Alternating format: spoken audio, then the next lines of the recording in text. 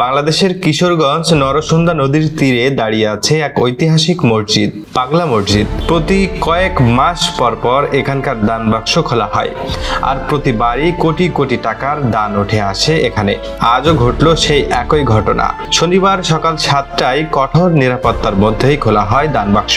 উপস্থিত ছিলেন জেলা প্রশাসক, পুলিশ সুপার, সেনা ও আনসার বাহিনী। ভেতর থেকে বের হলো একের পর এক বস্তা বস্তা টাকা। প্রথমে 10, তারপর 20, এর শেষে দাঁড়ালো 32টি টাকার বস্তা। স্থানীয়রা বলছেন, আমরা টাকা দিতে আসি আল্লাহর সন্তুষ্টির জন্য।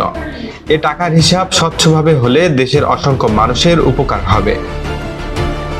শুধু এই বছর নয়, গত এপ্রিল মাসে পাগলা মসজিদে 28 বস্তা টাকা উঠেছিল। তখন গণনা শেষে হিসাব দাঁড়ায় 9,17,00,000 টাকা।